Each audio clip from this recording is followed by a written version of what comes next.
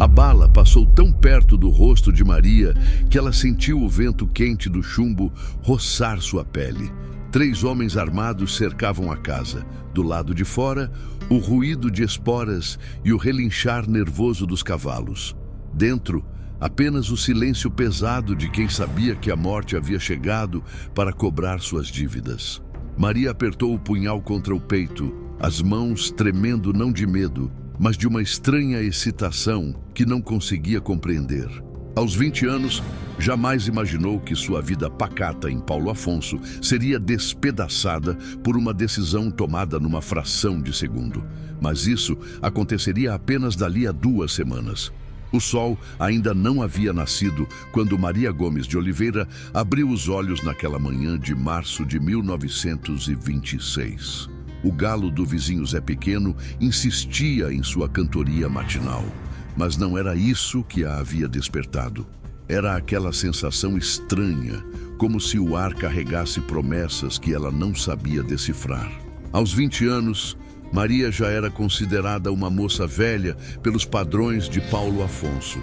Bonita que nem uma santa de igreja nova, como dizia sua mãe Dona Aparecida, mas teimosa, feito mula empacada quando o assunto era casamento. 3 pretendentes já haviam batido na porta de sua casa. 3 vezes ela havia mandado dizer que não estava interessada. "Oxente, menina!" resmungava Dona Aparecida enquanto socava o milho no pilão. "Tu não vai ficar pra titia, não. Que diabo de nojo é esse de homem?" Maria não sabia explicar. Não era nojo, era vazio. Como se todos os homens que conhecia fossem feitos de palha seca, sem fogo, sem tempestade no peito. Ela sonhava com algo diferente, alguém que carregasse o sertão inteiro nos olhos.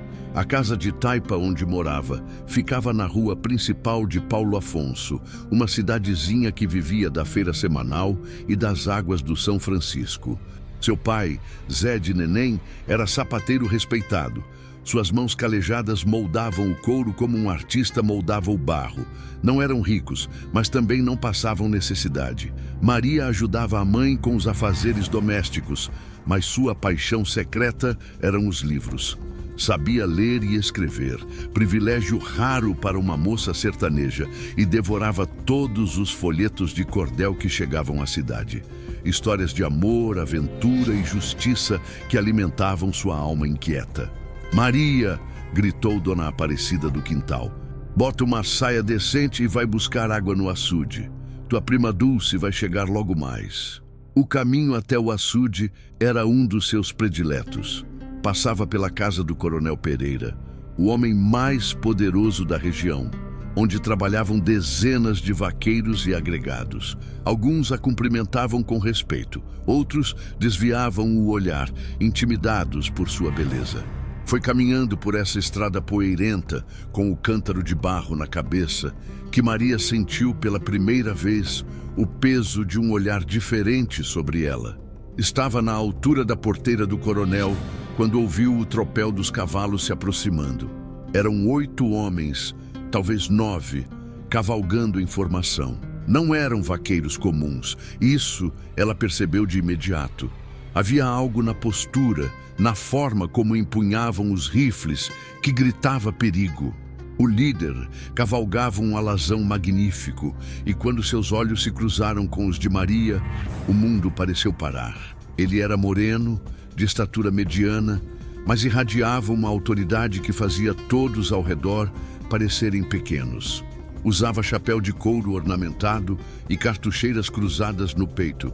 Uma cicatriz fina cortava sua testa, dando-lhe um ar ainda mais selvagem. "Boa tarde, moça", disse ele, tocando a aba do chapéu. A voz era grave, educada, mas carregava uma sensualidade perigosa que fez Maria sentir um calor estranho subir pelo pescoço. "Boa tarde", ela respondeu, tentando manter a compostura. "Essa água é do açude do Coronel Pereira?" "É sim, senhor."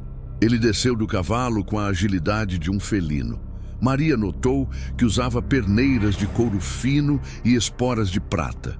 Não eram adornos de vaqueiro comum, mas de alguém acostumado ao poder e ao perigo. "Permita que eu mesmo encha seu cântaro", disse ele, estendendo as mãos. Era uma oferta absurda. Homens como aquele não carregavam água para moça alguma, mas havia algo em seus olhos, uma mistura de cortesia genuína e desafio, que fez Maria entregar o cântaro sem questionar. Enquanto ele se dirigia ao açude, um dos homens do bando se aproximou a cavalo. Era magro, de bigode negro, e trazia uma expressão divertida no rosto. Virgulino está impressionado, disse ele para Maria. E olhe que não é fácil impressionar o capitão. Virgulino. O nome ecoou na mente de Maria como um badalar de sino. Ela havia ouvido esse nome sussurrado em conversas interrompidas, em histórias contadas pela metade. Virgulino Ferreira da Silva, Lampião. O sangue de Maria gelou e ferveu ao mesmo tempo. Ali, a poucos metros dela, estava o homem mais temido e famoso de todo o Nordeste. O rei do cangaço. O justiceiro que fazia coronéis poderosos tremerem em seus casarões. E ele estava enchendo seu cântaro de água. Lampião retornou com o cântaro cheio, mas não o entregou imediatamente. Ficou ali, parado, estudando o rosto de Maria, como se quisesse decorar cada traço. Como é seu nome? Perguntou. Maria, ela respondeu, a voz mais firme do que esperava. Maria como? Maria Gomes de Oliveira. Maria Bonita, disse ele, e ao pronunciar essas palavras, um sorriso tocou o canto de sua boca. É assim que vou te chamar, Maria Bonita. Ela deveria ter ficado ofendida pela intimidade, mas não ficou. Ao contrário, sentiu como se aquele nome, Maria Bonita, fosse sua verdadeira identidade, aquela que sempre estivera esperando para ser descoberta. E o senhor é Virgulino, mas pode me chamar de capitão. Ele entregou o cântaro, e quando os dedos de ambos se tocaram, Maria sentiu uma corrente elétrica subir pelo braço. Era como se algo dentro dela despertasse após anos de sono profundo. Você mora aqui em Paulo Afonso? Perguntou Lampião. Moro, com meus pais. Meu pai é sapateiro. E você? O que faz além de encher cântaros e parecer uma aparição? Maria corou, mas não desviou o olhar. Ajudo minha mãe, leio, bordo, coisas de moça. Que tipo de livro lê? A pergunta a surpreendeu. Não esperava que um cangaceiro se interessasse por leitura. Cordel, principalmente. Gosto das histórias de amor e aventura. Lampião riu, um som grave e genuíno que fez o coração de Maria acelerar. Aventura é? E já viveu alguma? Não, senhor. Minha vida é bem pacata. Não precisa ser, disse ele, e havia uma promessa perigosa naquelas palavras. O momento foi interrompido por um dos cangaceiros que se aproximou a cavalo. Virgulino, o sol está se pondo. Melhor seguirmos. Lampião assentiu, mas não tirava os olhos de Maria. Vou passar por essas bandas novamente, disse ele. Talvez nos encontremos. Talvez, ela respondeu, tentando parecer indiferente, mas o coração batia como tambor de maracatu. Ele montou o alazão com a elegância de um dançarino e tocou a aba do chapéu mais uma vez. Até breve, Maria Bonita. O bando partiu levantando uma nuvem de poeira dourada. Maria ficou ali parada, cântaro nos braços, vendo os cavaleiros desaparecerem na curva da estrada. Só quando não podia mais ouvi-los, foi que percebeu que estava segurando a respiração. O encontro durou talvez 10 minutos, mas Maria sabia que sua vida havia se dividido em duas partes. Antes e depois daqueles olhos penetrantes, daquele sorriso que prometia tempestades. Voltou para casa em estado de sonho, respondendo automaticamente às perguntas da mãe sobre a demora. Durante o jantar, Dulce contou novidades da família, mas Maria mal escutava. Sua mente estava presa naquele momento quando Lampião disse seu novo nome, Maria Bonita. À noite, deitada na rede do quintal, sob as estrelas, Maria tentou entender o que havia acontecido com ela. Havia lido sobre amor à primeira vista nos folhetos de cordel, mas sempre achou que fosse fantasia de poeta.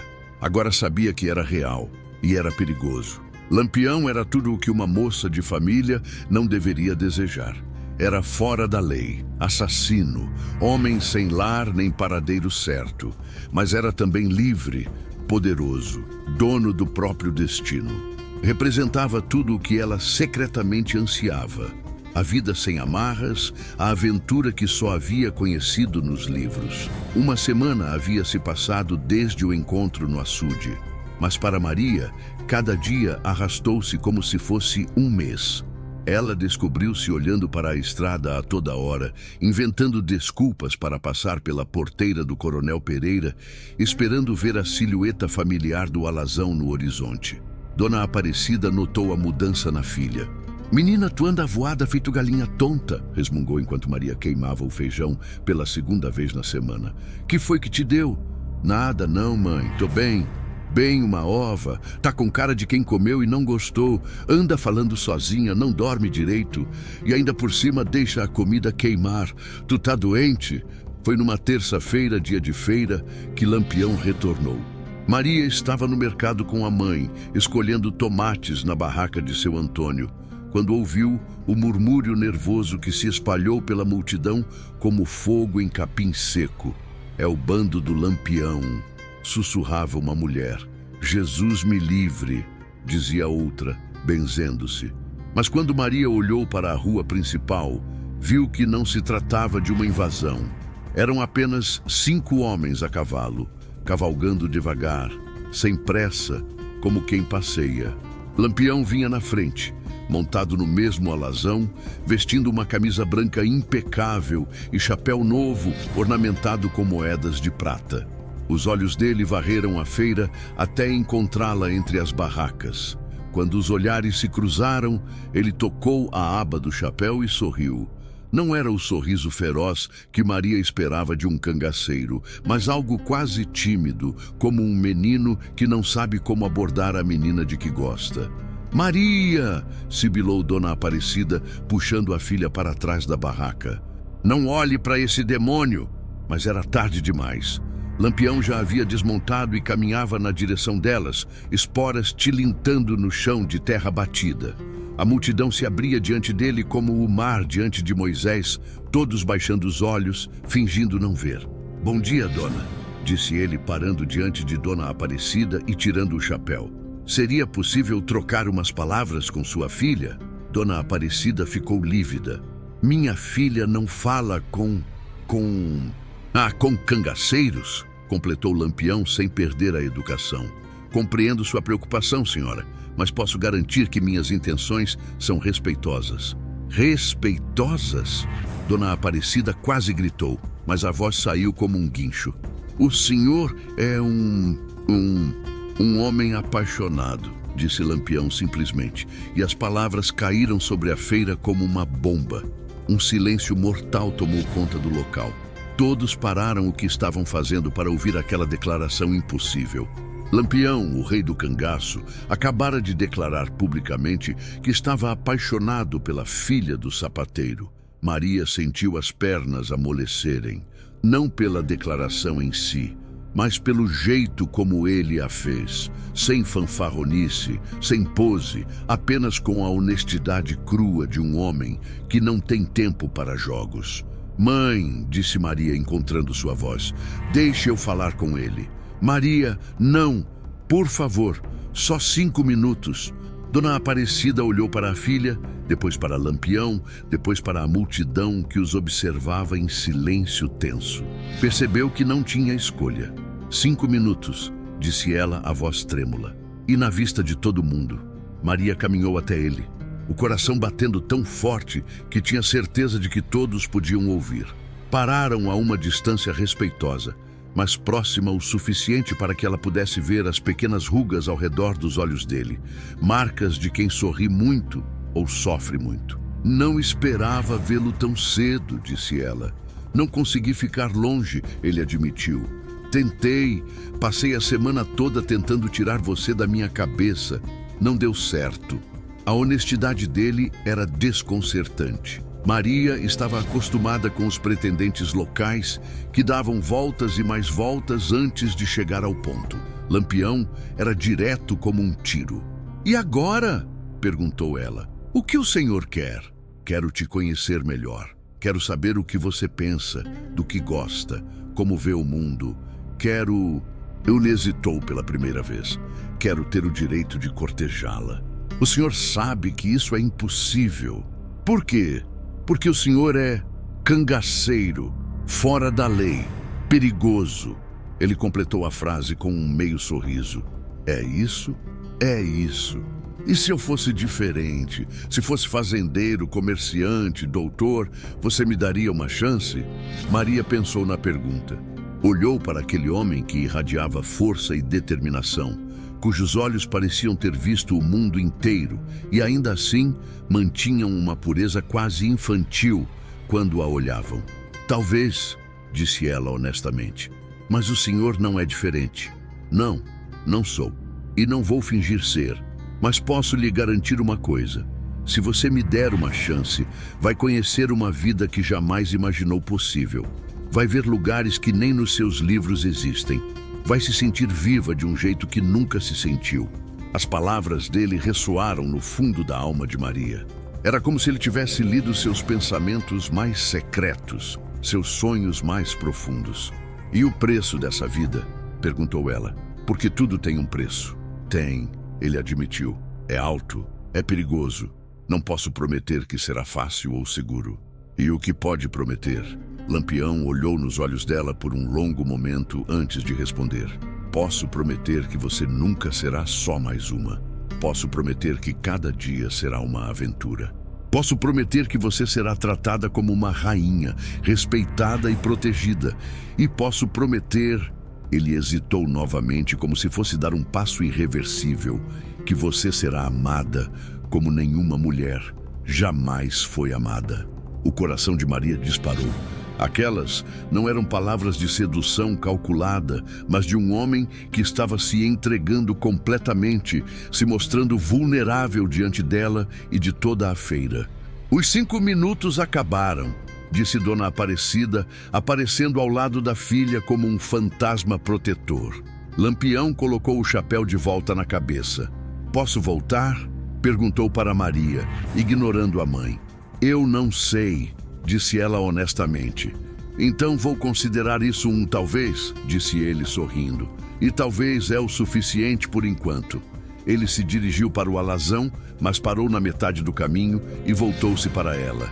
Maria bonita, disse ele, autossuficiente para todos ouvirem. Se você decidir que quer essa vida, me mande um recado através do Antônio do Açude. Ele sabe como me encontrar, mas não demore muito para decidir. O coração pode esfriar, mas o meu nunca esquece.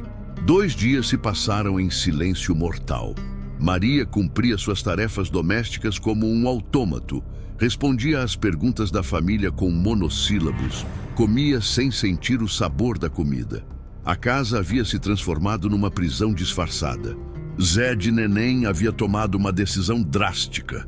O casamento com Pedrinho seria antecipado. As banhas já estavam sendo publicadas e a cerimônia aconteceria em 2 semanas. Foi na quinta-feira, quando ajudava a mãe a lavar roupa no quintal, que ouviu o assobio discreto vindo do terreno baldio atrás de casa. Era um som melodioso, quase como o canto de bem-te-vi, mas ela reconheceu imediatamente. Era um sinal. Mãe, vou buscar mais sabão lá dentro, disse ela, tentando manter a voz normal. Não era Lampião, mas um jovem que reconheceu como um dos cangaceiros do bando. Era magro, moreno, com olhos espertos e um bigode fino. Meu nome é Corisco, disse ele, tirando o chapéu. Sou lugar-tenente de Virgulino. Ele me mandou falar com você. Onde ele está? Perguntou Maria, olhando ao redor nervosamente. Perto, mas não pode aparecer aqui. Tua casa está sendo vigiada. Que foi que ele mandou dizer? Que recebeu seu recado. E que se você realmente quer conhecer a aventura, tem que ser esta noite. Ele vai te esperar na capela abandonada de Santana, 1 légua daqui, à meia-noite. A capela de Santana era uma ruína de pedra que ficava numa colina isolada, abandonada desde que uma nova igreja foi construída na cidade. E se eu não for? Perguntou ela. Aí ele vai entender que você mudou de ideia e nunca mais vai incomodar você ou sua família. Palavra dele. E se eu for, aí você vai ter que fazer uma escolha definitiva. A palavra ecoou na mente de Maria como um badalar de sino. Definitiva. Não havia meio termo, não havia experimento. Era tudo ou nada. À noite, aproveitando que a mãe foi ajudar num parto, Maria conseguiu escapar. A capela surgiu no topo da colina como uma aparição fantasmagórica. Era uma construção simples, de pedra e cal, com uma única torre sineira onde ainda pendia um sino rachado. Quando chegou à entrada da capela, ele veio ao seu encontro. "Você veio", disse ele, e havia admiração e alívio em sua voz. "Eu disse que viria." O interior era assombrado, com bancos de madeira apodrecidos e um altar onde ainda se erguia um crucifixo de pedra. A lua, entrando pelos buracos do teto, criava padrões de luz e sombra no chão de pedra. Lampião havia estendido uma manta no chão, perto do altar. Sobre ela, uma garrafa de cachaça e 2 cuias de metal. "Não é exatamente um palácio", disse ele com um sorriso tímido. "É perfeito", disse Maria, e era verdade. Sentaram-se na manta um de frente para o outro.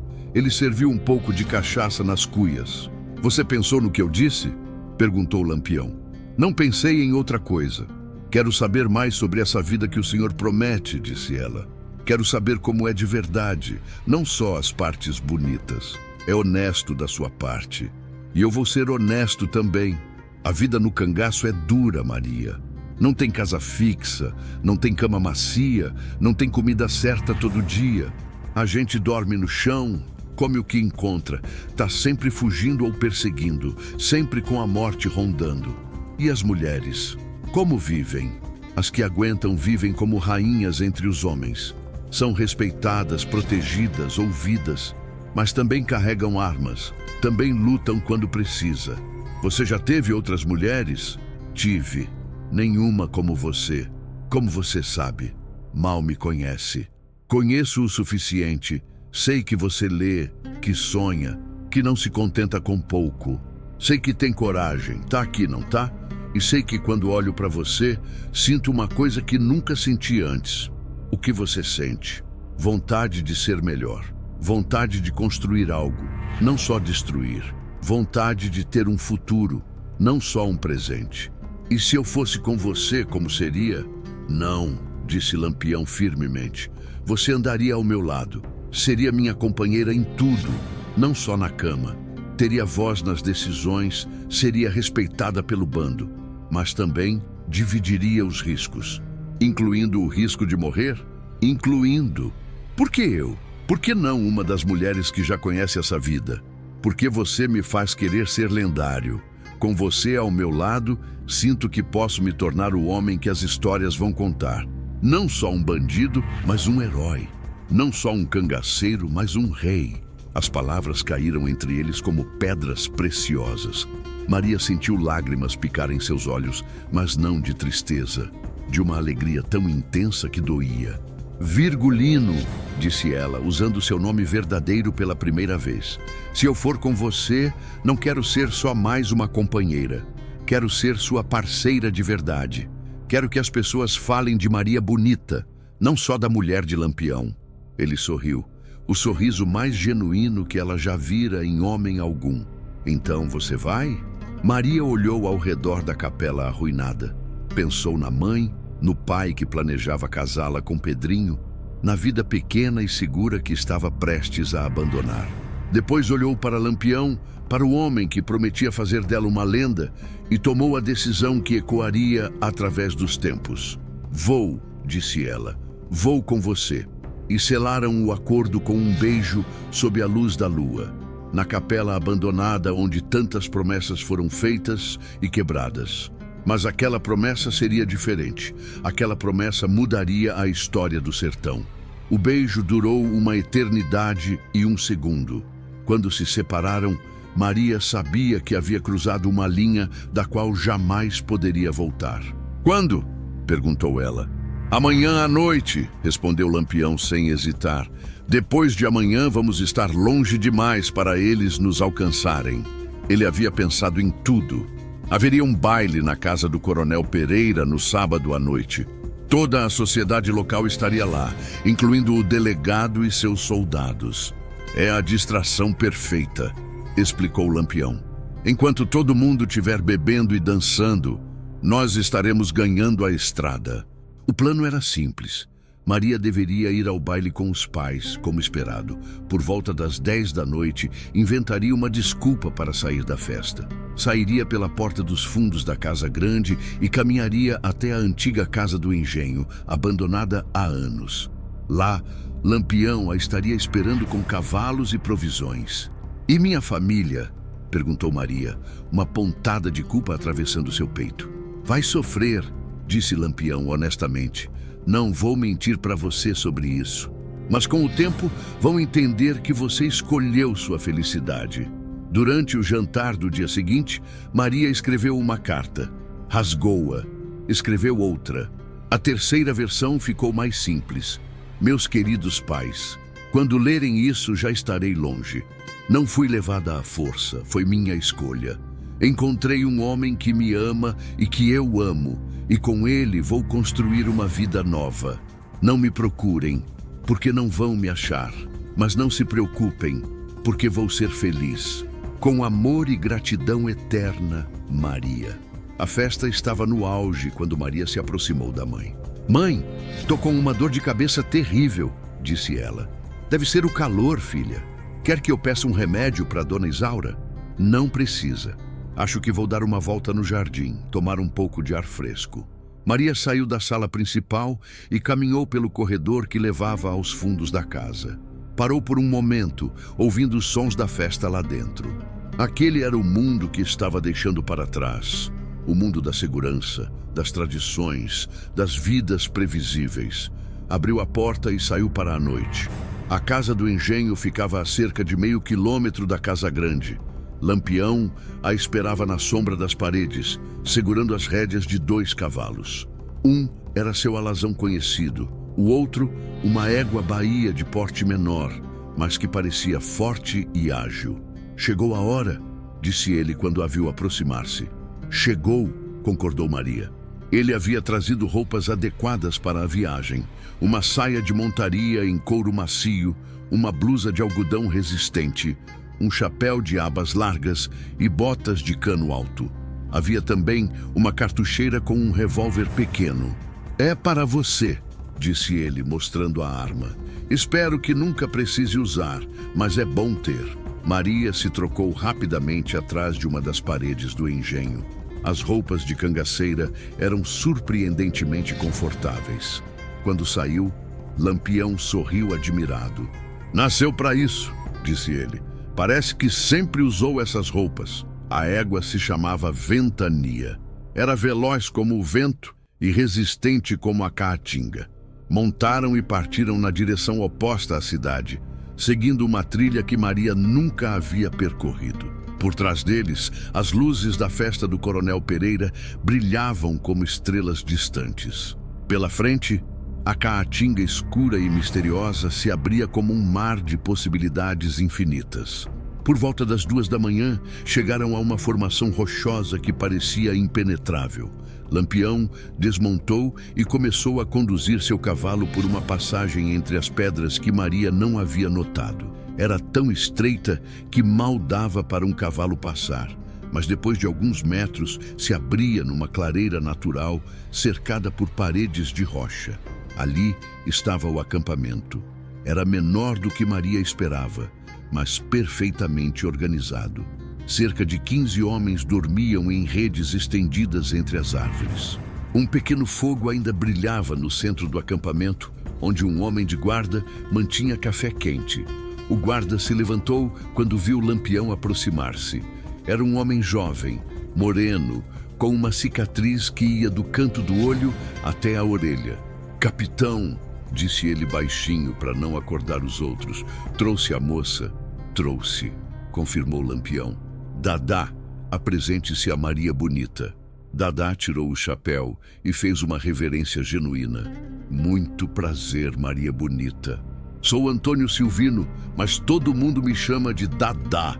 Lampião mostrou a Maria uma parte do acampamento que havia sido preparada especialmente para ela. Era uma área um pouco afastada dos homens, mas não isolada, protegida por uma saliência rochosa que criava privacidade natural. Havia uma rede nova, estendida entre duas árvores. "É seu", disse Lampião. "Seu canto. Ninguém entra aqui sem sua permissão." Maria olhou ao redor, tentando absorver a realidade de que aquilo era sua nova casa. Não havia paredes, não havia teto sólido, não havia móveis familiares. Mas havia algo que nunca tivera antes. A sensação de que aquele espaço era verdadeiramente seu. "É perfeito", disse ela, e era verdade. "Descanse um pouco. Amanhã começa sua nova vida de verdade." Maria acordou com o som de vozes baixas e o cheiro de café forte. O acampamento estava acordando. Alguns homens mexiam no fogo, outros cuidavam dos cavalos. Todos interromperam suas atividades quando a viram aproximar-se. Maria sentiu o peso dos olhares sobre ela. Não eram olhares hostis, mas eram avaliativos. Ela era uma novidade, uma mudança numa rotina estabelecida havia anos. Precisava provar que merecia estar ali. "Bom dia, Maria Bonita", disse Dadá, levantando-se de onde estava sentado. "Dormiu bem?" "Dormi, obrigada." "Café?" ofereceu ele, estendendo uma cuia fumegante. O café era forte e amargo, mas exatamente o que ela precisava. Enquanto bebia, observou os homens ao redor. Eram todos tipos diferentes, mas todos tinham algo em comum. Uma dureza nos olhos, uma forma de se mover que indicava violência controlada. "Onde está o capitão?" perguntou ela. "Foi verificar a trilha com Corisco", respondeu um homem baixo e atarracado. "Quer ter certeza de que não fomos seguidos?" O homem se levantou e se aproximou. "Sou Luiz Pedro, mas pode me chamar de Perigoso. É meu codinome no bando." "Prazer, Perigoso." "A senhora já atirou alguma vez?" perguntou ele, apontando para o revólver que ela carregava na cintura. "Nunca." "Então hoje vai aprender. Não pode andar armada sem saber usar a arma." Outros homens se aproximaram, apresentando-se com seus codinomes. Antônio Godin, conhecido como Gato; José Saturnino, o Moita Brava; Manuel Batista, o Sabiá. Cada nome contava uma história. Cada homem havia ganhado seu lugar no bando através de alguma habilidade especial. Quando Lampião retornou com Corisco, o sol já estava alto. Ele parecia preocupado. "Viram alguma coisa?" perguntou Dadá. "Não ainda", respondeu Lampião. "Mas não quer dizer que não vão vir."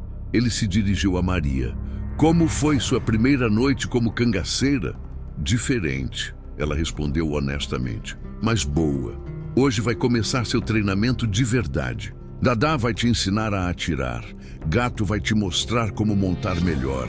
E Sabiá vai te ensinar os sinais que usamos para nos comunicar sem falar. Tudo isso num dia só? Maria Bonita, no cangaço a gente aprende rápido ou morre. Não temos o luxo de ir devagar." A primeira lição foi com Dadá, numa clareira afastada do acampamento. Ele ensinou Maria a segurar o revólver corretamente, a mirar, a respirar antes de apertar o gatilho. "Não é só apontar e atirar", explicou ele. "Tem que sentir o peso da arma, entender como ela se comporta." Os primeiros tiros foram um desastre. Maria errava o alvo por metros. O coice da arma machucava sua mão. "É normal", disse Dadá pacientemente. "Todo mundo erra no começo." Depois de uma hora de prática, Maria conseguiu acertar a borda de uma lata velha. Não era o centro do alvo, mas era um progresso. A aula de montaria com Gato foi igualmente desafiadora. Maria achava que sabia montar, mas percebeu rapidamente que havia uma diferença enorme entre o cavalgar tranquilo que conhecia e a equitação de combate que os cangaceiros praticavam. "No cangaço, o cavalo não é só transporte", explicou Gato. "É seu parceiro, sua salvação, sua segunda chance de vida." A lição mais interessante foi com Sabiá. Ele ensinou Maria a linguagem de sinais que o bando usava para se comunicar silenciosamente. Mãos abertas significavam tudo limpo. Punho fechado era perigo. No mato, o silêncio pode ser a diferença entre a vida e a morte, disse ele. À tarde, Enquanto descansava entre as lições, Maria teve sua primeira conversa longa com Corisco. Ele era diferente dos outros homens, mais jovem, mais questionador, mais intelectual. Virgulino contou que a senhora lê, disse ele. Leio. Gosto muito dos folhetos de cordel. Por que vocês escolheram essa vida? Perguntou Maria. Corisco ficou em silêncio por um tempo antes de responder. Não foi bem escolha, foi necessidade. Minha família foi morta por jagunços do coronel José Saturnino, lá em Nazaré. Eu tinha 15 anos, ou virava cangaceiro ou morria tentando me vingar sozinho. E se arrependeu alguma vez? Toda noite. Mas arrependimento não traz os mortos de volta. A conversa foi interrompida por um assobio agudo vindo da direção da entrada do acampamento. Era o sinal de alerta.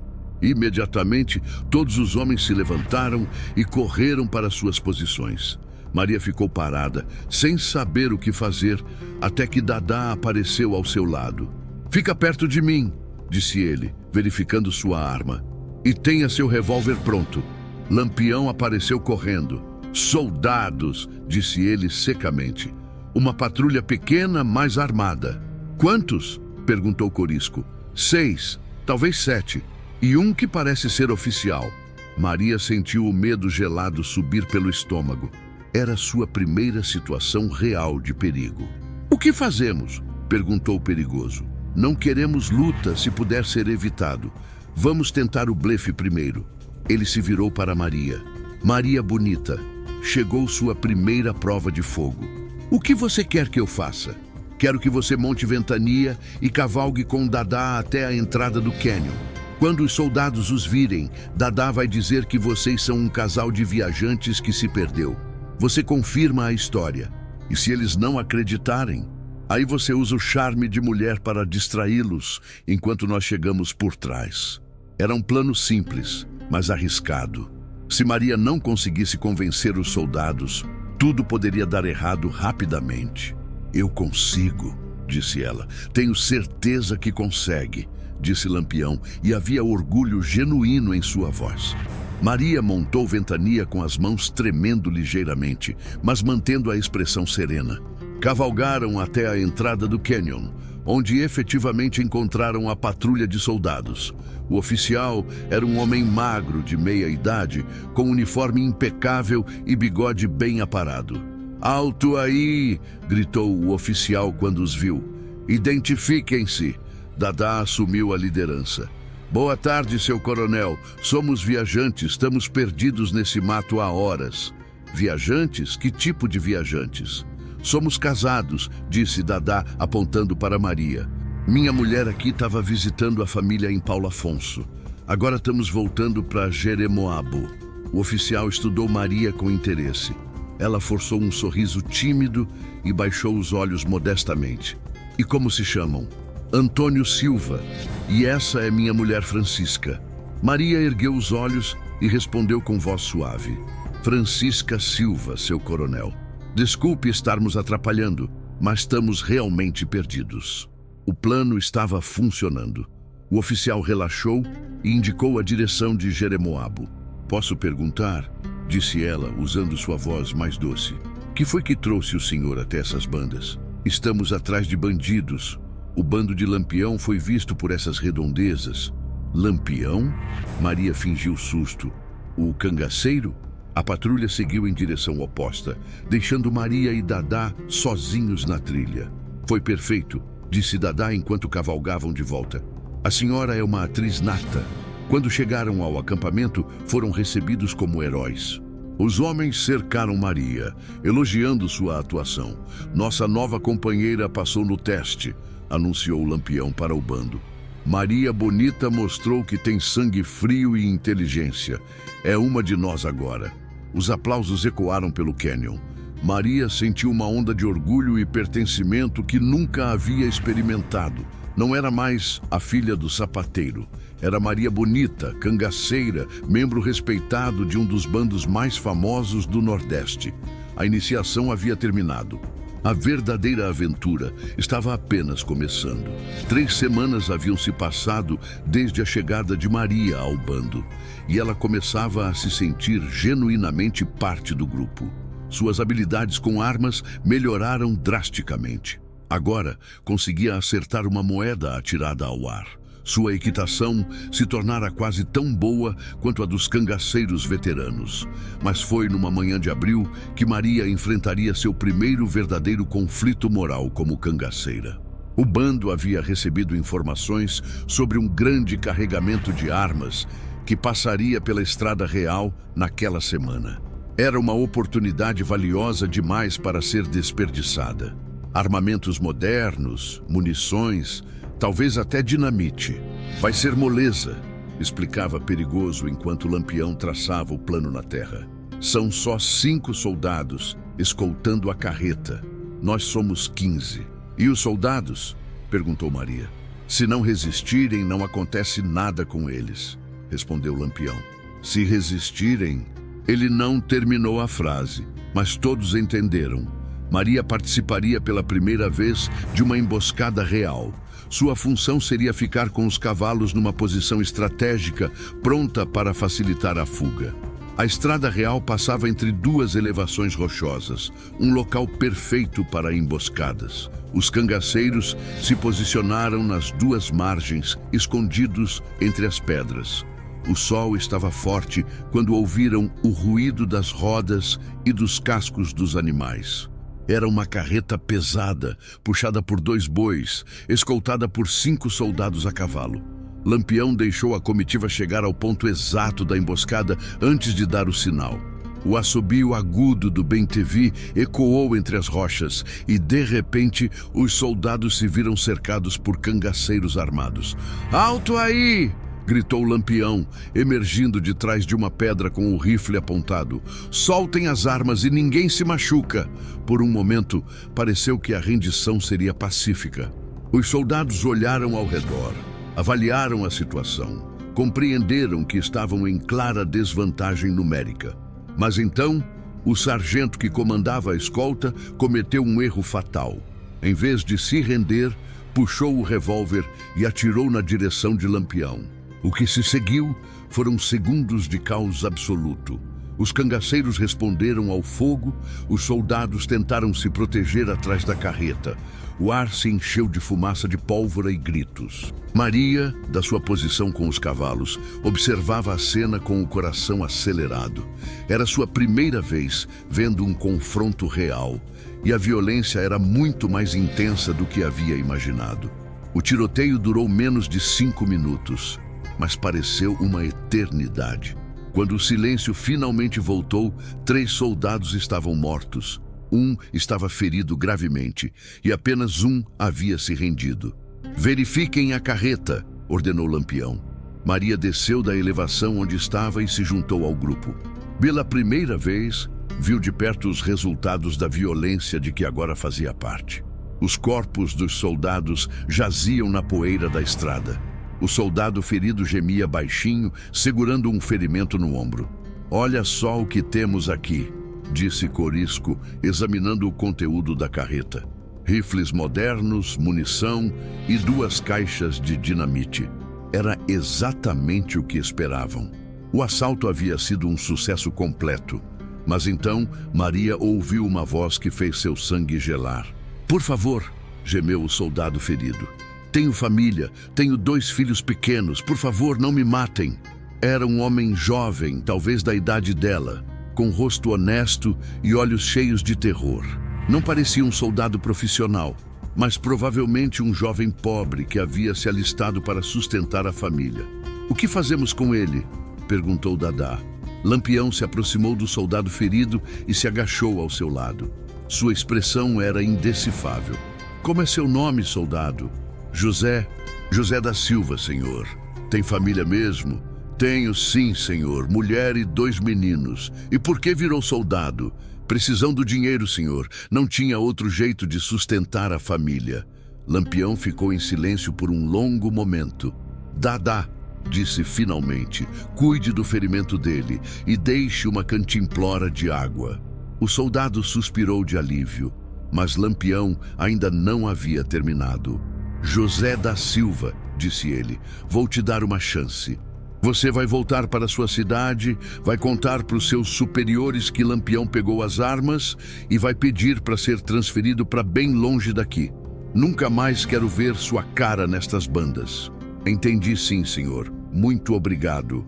Não me agradeça ainda, disse Lampião, porque agora você vai carregar uma responsabilidade para o resto da vida. Ele se virou para o outro soldado, o que havia se rendido no início do confronto. Era um homem mais velho, com cabelos grisalhos e aparência de militar experiente. E você, sargento, também tem família? O sargento ergueu o queixo com dignidade. Tenho, mas não vou implorar pela minha vida. Não precisa implorar. Vou te oferecer a mesma chance. Larga o exército, some dessas bandas e viverá para criar os netos. Não posso fazer isso. Sou militar há 20 anos. Não posso simplesmente desertar. Então você escolheu morrer por causa de um uniforme? Escolhi morrer com honra. Lampião assentiu, como se respeitasse a decisão. Dadá, disse ele sem emoção na voz. Dadá se aproximou do sargento por trás e disparou uma vez na nuca. O homem caiu imediatamente. Maria sentiu o mundo girar ao seu redor. Havia acabado de presenciar uma execução a sangue frio. Um homem havia sido morto não por maldade ou crueldade, mas por se recusar a abandonar seus princípios. Por quê? Perguntou ela, sem conseguir controlar a voz. Por que mataram ele? Lampião se virou para ela e seus olhos tinham uma dureza que ela nunca havia visto antes. Porque ele fez uma escolha, Maria Bonita. E no cangaço, as escolhas têm consequências definitivas. Mas ele era corajoso, tinha honra. Tinha. E por isso morreu como homem. Mas se eu deixasse ele viver, ele voltaria com reforços. E da próxima vez, quem ia morrer éramos nós. A lógica era fria, prática, implacável. Maria compreendeu que estava diante da realidade mais crua do cangaço. Às vezes, matar não era uma questão de ódio ou vingança, mas de sobrevivência calculada. Nos dias que se seguiram, Maria lutou para processar o que havia presenciado. Durante as noites, deitada na rede, revisitava constantemente a cena da execução. Tá com remorsos? Perguntou Corisco uma noite. Não sei, admitiu ela. Não sei como me sinto. É normal. A primeira vez que a gente vê a morte de perto, mexe com a cabeça. Não foi só ver, foi perceber que nós fizemos uma escolha. Decidimos quem vive e quem morre. E isso te incomoda? Me incomoda a frieza da decisão, como se fosse fácil. Você acha que foi fácil para Virgulino? Pareceu. Você não conhece ele ainda. Virgulino carrega o peso de cada morte que causou ou ordenou. Mas aprendeu a não deixar isso aparecer, porque um líder que demonstra fraqueza perde o respeito dos homens. E você? Carrega o peso também? Carrego. Todo cangaceiro que vale alguma coisa carrega. O dia que parar de carregar é porque virei um assassino comum. A conversa trouxe algum conforto para Maria, mas não resolveu completamente seu conflito interior. Ela precisava conversar com Lampião. A oportunidade surgiu 2 dias depois, quando estavam acampados numa gruta às margens do Rio São Francisco. Virgulino, disse ela, sentando-se ao lado dele na beira do rio. Preciso te perguntar uma coisa. Pode perguntar. Você se arrepende de ter matado aquele sargento? Lampião jogou uma pedra na água e observou as ondas se espalharem. Não, disse ele finalmente, mas sinto o peso da decisão. Qual é a diferença? Arrependimento é quando você faria diferente se pudesse voltar no tempo. Peso é quando você sabe que fez o que tinha que fazer, mas isso não torna a decisão mais fácil.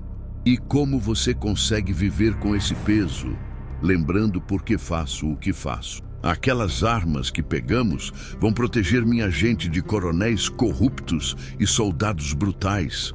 A morte daquele sargento pode salvar dezenas de vidas inocentes no futuro. Mas e se estivermos errados? E se formos nós os vilões da história? Pode ser que sejamos, admitiu ele.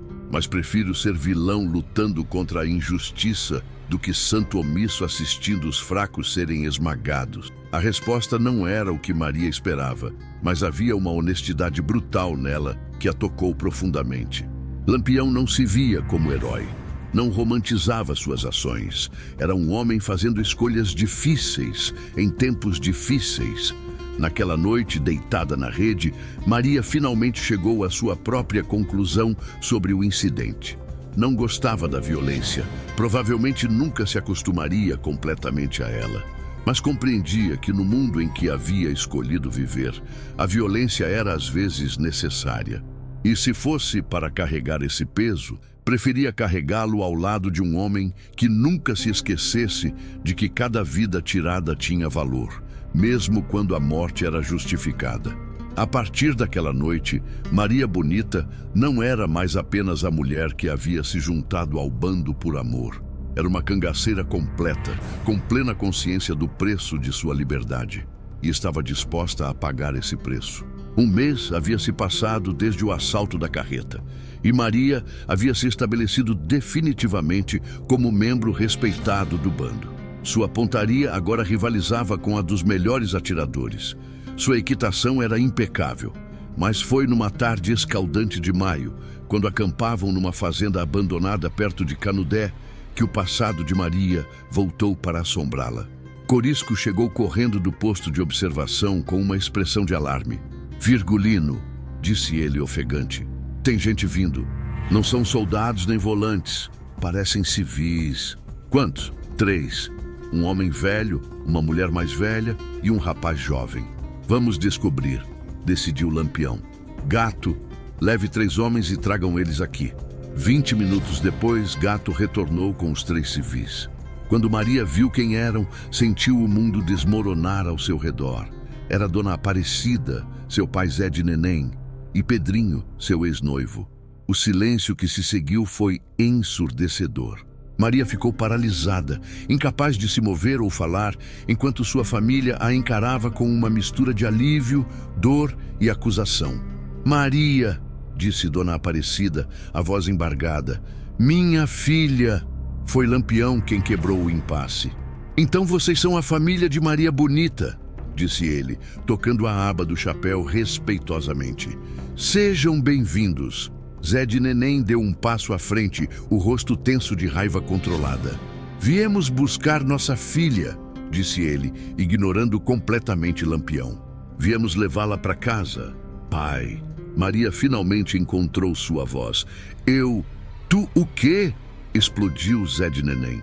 "Tu abandonou tua família, sumiu no meio da noite como uma ladra, deixou tua mãe quase morrer de desgosto e agora quer me vir com conversa?"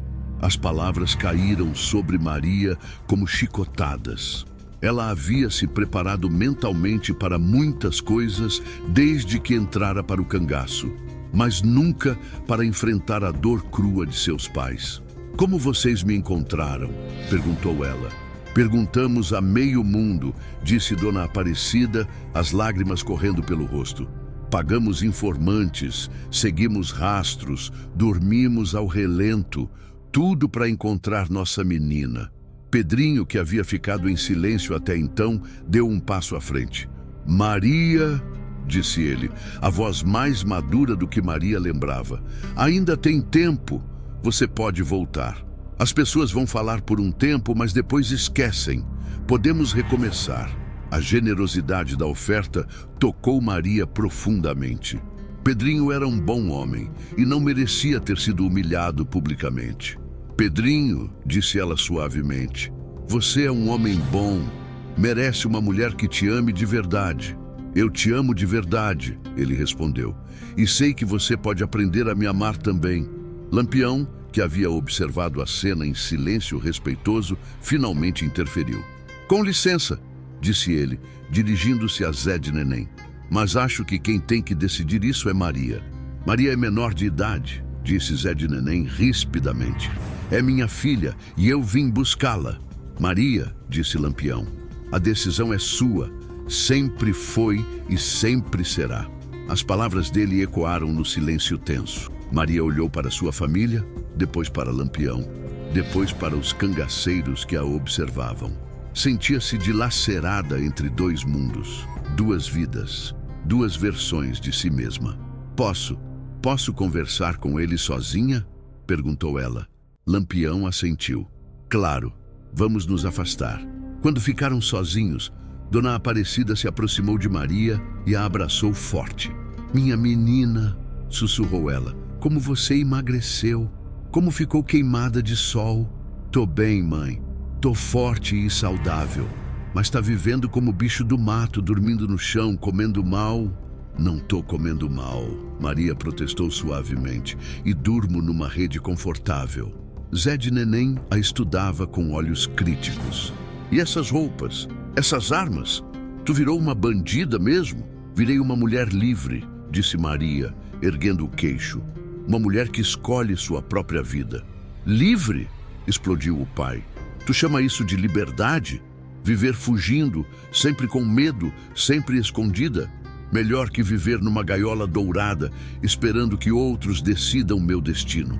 Maria, interveio Pedrinho, eu nunca tentei te prender em gaiola nenhuma. Eu sei, Pedrinho. E por isso mesmo, você merece uma mulher que te escolha por amor, não por obrigação. Dona Aparecida se ajoelhou diante da filha, pegando suas mãos. Maria, minha filha querida, eu sei que esse homem te fez promessas bonitas, mas pensa bem, que futuro vocês têm? Ele vai morrer numa emboscada e você vai ficar viúva e desonrada. Volta para casa, minha filha. As palavras da mãe tocaram o ponto mais sensível de Maria. Era verdade que o futuro era incerto, que a morte rondava constantemente. Mas havia algo que sua família não entendia. Mãe, disse ela suavemente, vocês querem que eu volte para a segurança, mas segurança não é viver.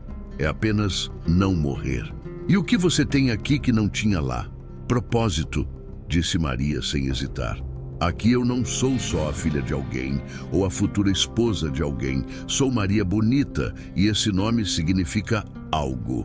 Zé de Neném fez um som de desprezo.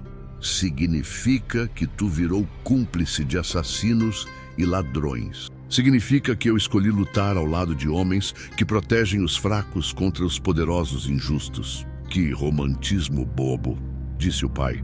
Eles são bandidos, Maria. Maria sentiu a raiva subir, mas controlou-se. Pai, disse ela, o senhor conhece o Coronel Pereira? Claro que conheço. E o senhor sabe como ele conseguiu essas terras?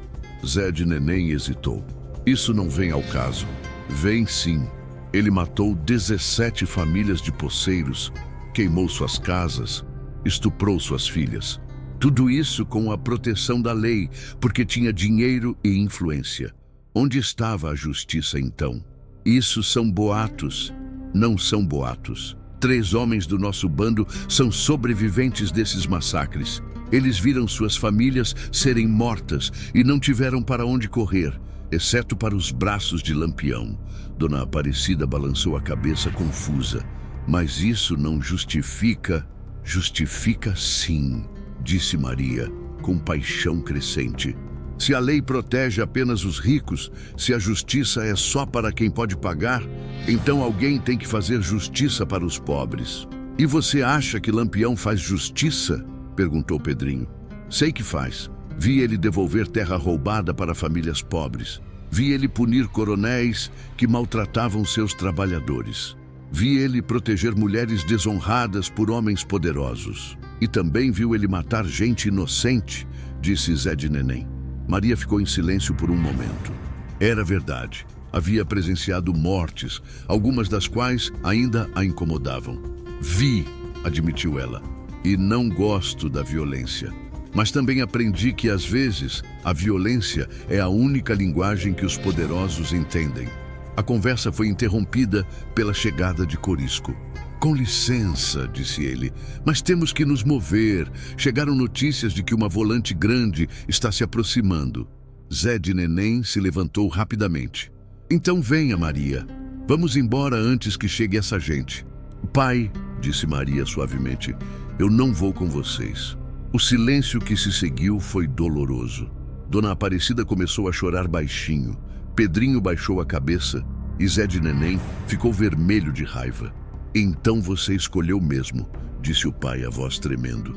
Escolheu esses bandidos em vez da sua família. Escolhi minha vida em vez da vida que vocês planejaram para mim, corrigiu Maria. Isso é diferente.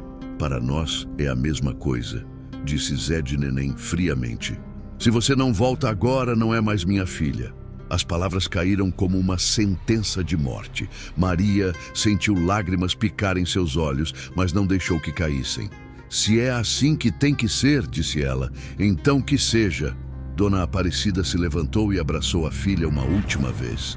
Minha menina, sussurrou ela, se um dia mudar de ideia, nossa casa sempre vai estar aberta. Obrigada, mãe, Maria sussurrou de volta. E perdão por todo o sofrimento que causei. Pedrinho se aproximou por último. Maria, disse ele, mesmo com tudo que aconteceu, quero que saiba que te desejo felicidade, de verdade. Obrigada, Pedrinho. Você vai encontrar uma mulher maravilhosa que te ame como você merece. A família se afastou em direção à estrada e Maria ficou observando até eles desaparecerem. Só quando não podia mais vê-los foi que permitiu que as lágrimas caíssem. Lampião se aproximou silenciosamente e ficou ao seu lado. Foi a coisa mais difícil que já fiz, disse ela. E também a mais corajosa, respondeu ele. Poucos têm a força de escolher sua própria vida, quando isso significa magoar pessoas que amam. Será que fiz a escolha certa? Não sei se existe escolha certa ou errada em situações como essa. Só sei que você escolheu ser fiel a si mesma, e isso exige uma coragem que poucos têm. E se eles estiverem certos? E se formos apenas bandidos, se escondendo atrás de justificativas? Então, pelo menos, somos bandidos que escolhemos nosso próprio caminho, disse ele, e que lutamos por algo maior que nós mesmos. Naquela noite, enquanto o bando se preparava para partir, Maria refletiu sobre o encontro com sua família. Havia dor, muito dor na escolha que fizera, mas também havia uma sensação de completude. Não era mais Maria Gomes de Oliveira, filha obediente de Paulo Afonso. Era Maria Bonita, companheira de Lampião, mulher que havia escolhido a aventura sobre a segurança, o amor sobre a conveniência, a liberdade sobre a proteção. E pela primeira vez, desde que deixara a casa dos pais, sentia-se completamente em paz com suas escolhas. 2 meses haviam se passado desde o confronto doloroso com sua família, e Maria havia se transformado numa cangaceira completa. Sua pontaria agora era lendária entre os homens, e sua coragem em combate havia se tornado assunto de admiração. A informação chegou através de Antônio do Açude. Ele cavalgou até o acampamento numa tarde de julho, com notícias que fizeram os olhos de Lampião brilharem de interesse. Virgulino, disse ele depois de aceitar um café. Tem uma coisa grande se preparando, muito grande. Que tipo de coisa? Perguntou Lampião. O coronel Melo Teixeira vai fazer o casamento da filha no próximo mês. Vai ser a maior festa que essas terras já viram. Maria conhecia o nome. Melo Teixeira era o coronel mais poderoso da região, dono de 3 fazendas enormes. Era também conhecido como um dos homens mais cruéis do sertão. E vai ter gente importante lá, políticos da capital, coronéis de outros estados, comerciantes ricos. E o mais importante, vai ter muito dinheiro. A família está trazendo um tesouro em joias e ouro para presentear a noiva. Dizem que vale mais de 50 contos de réis. Um silêncio impressionado tomou conta do acampamento. 50 contos de réis era uma fortuna que permitiria ao bando comprar armamentos modernos e viver confortavelmente por anos. Onde vai ser? Perguntou Corisco. Na fazenda principal dele, a São Gonçalo, aquela que fica no vale cercada de morros. Quantos homens ele vai ter protegendo? Perguntou Dadá. Aí é que tá a coisa boa, sorriu Antônio. A festa vai ser uma demonstração de poder pacífico. Ele quer mostrar que é tão poderoso que não precisa de exército para se proteger. Vai ter só os vaqueiros habituais da fazenda, mais alguns soldados para impressionar os convidados. Lampião ficou em silêncio por um longo tempo, claramente elaborando um plano. É arriscado, disse ele, muito arriscado, mas pode ser a operação que nos torna lendários de verdade. Ou que nos mata, observou Corisco. Ou que nos mata, concordou Lampião. Por isso vamos planejar com muito cuidado. Durante os dias seguintes, o acampamento se transformou numa escola militar improvisada. Lampião traçava mapas na terra, explicava posições, testava estratégias. Maria participava de todas as discussões estratégicas, suas opiniões sendo ouvidas com o mesmo respeito que as dos veteranos. "O que você acha?" perguntou ele numa noite. "Acho que é muito complexo", disse ela honestamente. "Muitas coisas podem dar errado." "E qual seria sua sugestão?" Maria estudou o mapa desenhado na terra. Simplicidade. Em vez de tentar coordenar ataques simultâneos de 3 direções, por que não usar uma distração principal e um ataque concentrado? Explique. Metade do bando faz barulho na entrada principal da fazenda, como se fosse um ataque frontal. Enquanto a atenção de todos está focada lá, a outra metade entra pela parte de trás e pega o tesouro. E quem faria a distração? "Eu!" disse Maria sem hesitar. "Você?" Vários homens exclamaram ao mesmo tempo. "Por que não? Sou a única mulher do grupo. Posso me passar por uma convidada que se perdeu, entrar na festa, localizar exatamente onde está o tesouro e dar o sinal para o ataque começar." "Muito perigoso", disse Lampião imediatamente. "Não mais perigoso que qualquer outra parte do plano. E tem uma vantagem: ninguém vai suspeitar de uma mulher sozinha." Corisco balançou a cabeça admirado. "A mulher tem razão. É arriscado, mas pode funcionar." Depois de muito debate, o plano foi refinado com a contribuição de Maria. Ela realmente entraria na festa disfarçada de convidada, localizaria o tesouro e daria sinais específicos para coordenar o ataque. As semanas seguintes foram dedicadas aos preparativos. Maria praticou interpretação teatral, aprendendo a se comportar como uma dama da sociedade. Dadá conseguiu um vestido elegante através de contatos na cidade. "Lembra", disse Lampião na véspera da operação. "Ao primeiro sinal de perigo real, você esquece o tesouro e pensa só em sair viva." "E você lembra", respondeu Maria, "que não sou mais a filha mimada do sapateiro. Sou Maria Bonita e posso cuidar de mim mesma." A festa seria no sábado. Na sexta-feira à noite, o bando se posicionou nos morros ao redor da fazenda São Gonçalo. Era uma propriedade impressionante.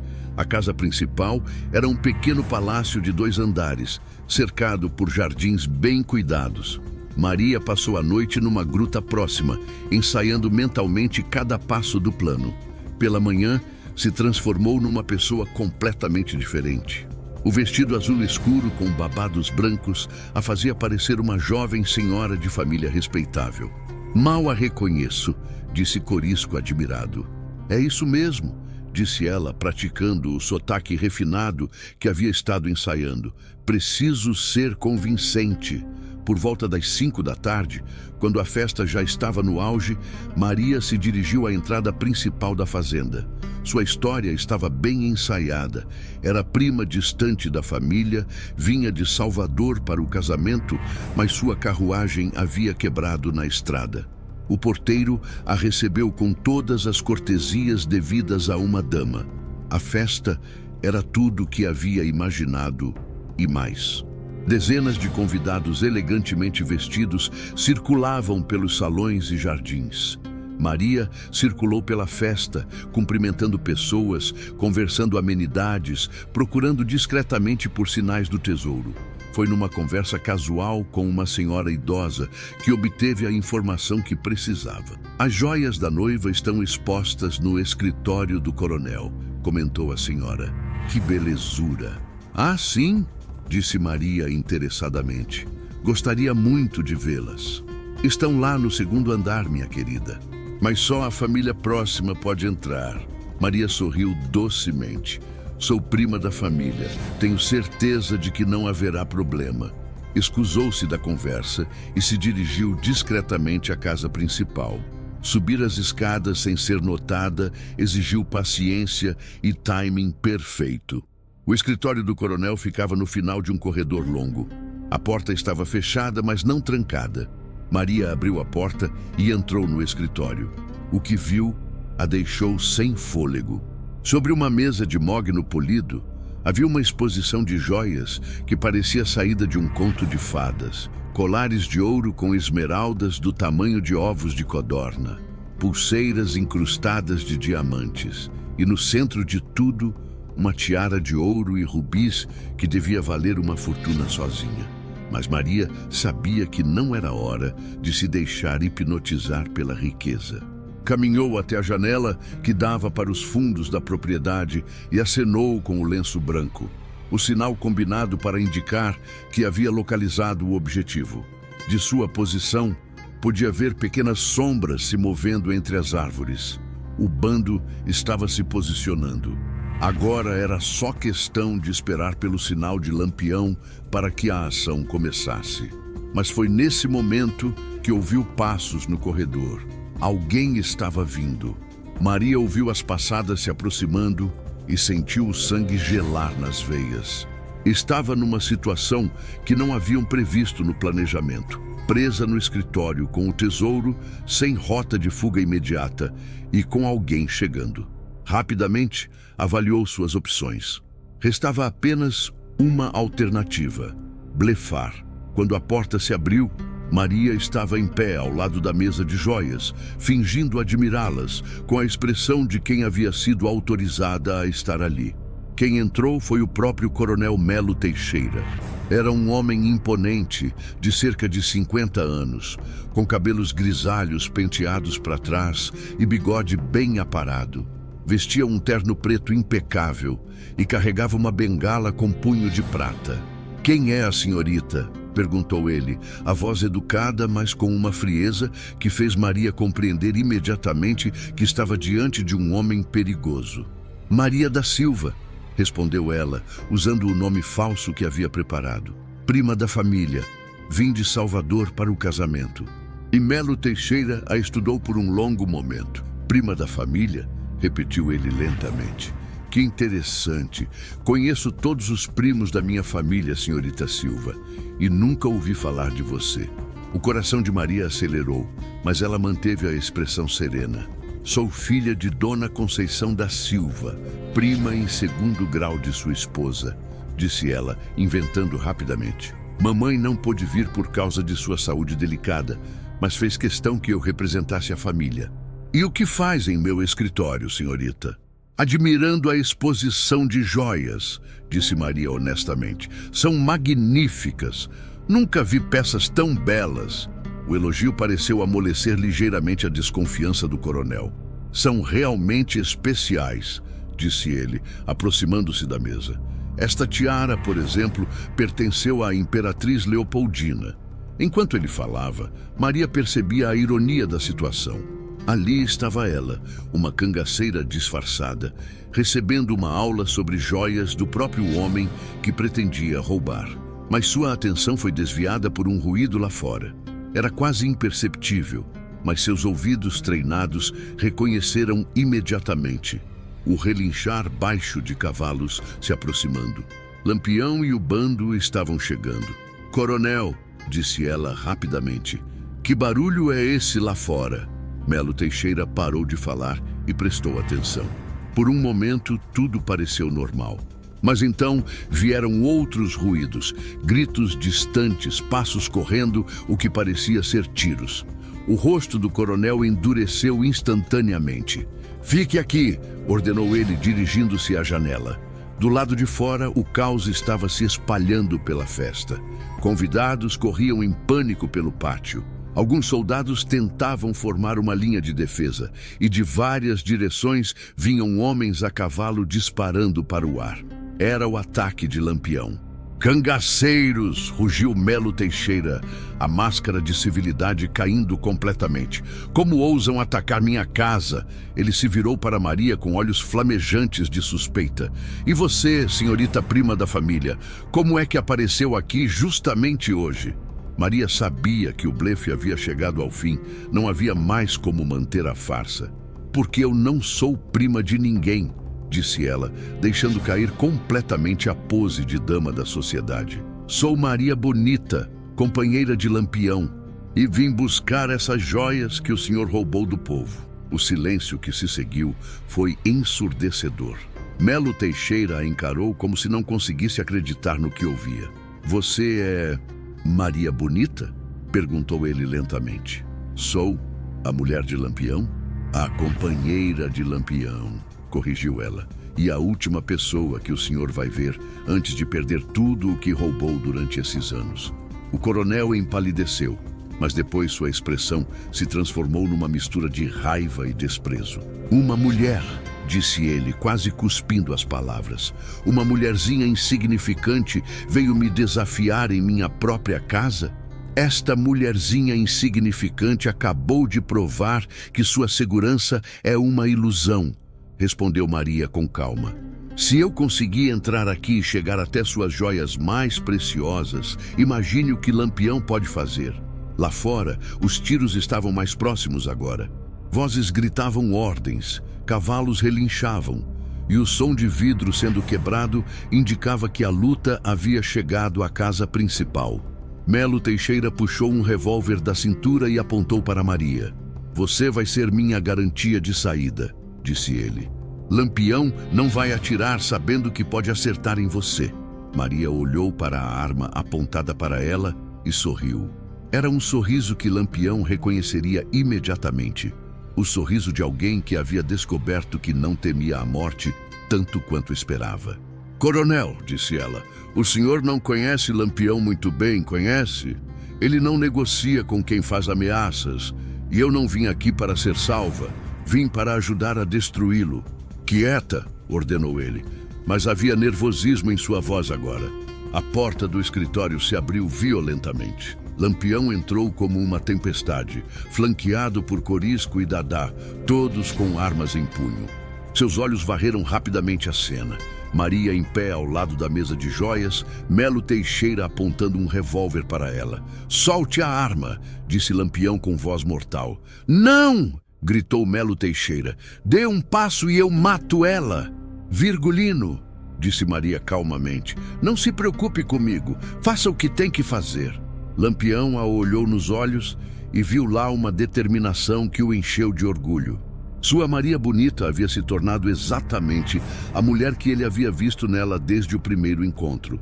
Corajosa, leal, disposta a pagar qualquer preço por suas convicções. Coronel, disse Lampião, última chance. Largue a arma. Primeiro vocês saem de minha casa. Não vamos sair. E o senhor vai morrer hoje. A única questão é se vai morrer como homem ou como covarde. Melo Teixeira olhou de Lampião para Maria, depois para os outros cangaceiros. Percebeu que estava numa situação impossível. Você planejou tudo isso, disse ele para Maria, desde o momento em que chegou aqui. Planejamos, corrigiu ela. Lampião e eu, juntos. Foi então que Melo Teixeira tomou sua decisão final. Se ia morrer, pelo menos levaria a mulher de Lampião junto. Começou a apertar o gatilho. Maria viu a intenção nos olhos dele e agiu por instinto. Em vez de tentar se esquivar, jogou-se para a frente na direção da arma, desequilibrando o coronel no momento do disparo. O tiro saiu, mas passou por ela sem acertar. Ao mesmo tempo, Lampião disparou 2 vezes. Melo Teixeira caiu para trás, atingido no peito, e desabou sobre sua própria coleção de armas antigas. Maria ficou em pé, ilesa, ofegante, mas viva. Lampião cruzou o escritório em 2 passos e a puxou para seus braços. Você está bem? Perguntou ele, verificando se havia ferimentos. Estou, disse ela, ainda meio atordoada. Estou bem. Foi uma loucura se jogar na direção da arma, disse Corisco, balançando a cabeça. Foi a única coisa que me ocorreu fazer, disse Maria. Foi a coisa certa, disse Lampião, beijando sua testa. Foi exatamente o que um cangaceiro de verdade faria. Dadá já estava enchendo sacos com as joias da mesa. Capitão, disse ele, temos que sair. Os soldados de fora estão se reagrupando. As joias? disse Maria. Temos que levar tudo. Não tudo, disse Lampião, pegando apenas a tiara mais valiosa e alguns colares de ouro. Pegamos o suficiente para provar nosso ponto. O resto fica para a família da filha. Ela não tem culpa dos crimes do pai. Era uma atitude típica de Lampião. Justiceiro, não ladrão comum. Mesmo no meio de um assalto, mantinha seu código de honra. Saíram do escritório e desceram as escadas correndo. No pátio principal, encontraram o resto do bando controlando a situação. Os soldados que haviam resistido estavam mortos ou feridos, e os convidados estavam reunidos num canto. "Capitão!" gritou Sabiá quando viu Lampião aparecer. "Conseguiu?" "Conseguimos!" respondeu Lampião, mostrando o saco com as joias. "E agora?" perguntou Corisco. Lampião olhou ao redor, para os convidados aterrorizados, para os criados tremendo de medo, para a casa grande que representava décadas de poder absoluto. "Agora damos uma lição que ninguém vai esquecer", disse ele. Subiu numa das mesas de comida e gritou para que todos pudessem ouvir. "Escutem bem, sou Virgulino Ferreira da Silva, conhecido como Lampião. Vim aqui hoje não para roubar, mas para fazer justiça. Melo Teixeira era um assassino e opressor que usava seu poder para esmagar os fracos. Hoje pagou por seus crimes." Apontou para os convidados. "Vocês, que são coronéis e políticos, levem esta mensagem. O tempo do poder absoluto acabou. Quem oprimir os pobres, quem roubar terras, quem assassinar inocentes, vai ter que responder para mim." Depois se virou para os criados e trabalhadores da fazenda. "E vocês, que trabalharam como escravos para este homem, são livres agora. Dividam entre vocês as terras, os animais, tudo o que ele roubou do povo." Os gritos de alegria dos trabalhadores ecoaram pelo pátio. Era mais que uma vitória militar. Era uma revolução social em miniatura. "Vamos embora", disse Lampião para o bando. "Nosso trabalho aqui acabou." Montaram seus cavalos e partiram, deixando para trás uma fazenda transformada e uma lenda que cresceria a cada nova contação da história. 2 semanas após o assalto à fazenda São Gonçalo, o bando de Lampião havia se tornado a conversa de todo o Nordeste. Jornais de Recife e Salvador publicavam artigos sensacionalistas sobre o ataque audacioso. Políticos discutiam medidas para combater o perigo cangaceiro. E nas feiras e mercados, cantadores de cordel já narravam a história em versos. "Escuta isso", disse Corisco, chegando com um folheto de cordel. História verdadeira de Lampião e Maria Bonita, que roubaram o coronel mais rico do sertão e distribuíram suas riquezas para os pobres. Ele leu alguns versos em voz alta. Maria Bonita, flor da caatinga, enganou o coronel com sua beleza, enquanto Lampião, rei da bravura, fazia justiça com toda certeza. "Não foi bem assim", riu Maria. "Eu não enganei ninguém com beleza, usei inteligência. Os poetas não se importam com detalhes", disse Lampião, sorrindo. "Eles estão criando uma lenda, e lendas são mais poderosas que a verdade. E você acha bom virar lenda?" "Acho necessário", disse ele, ficando mais sério.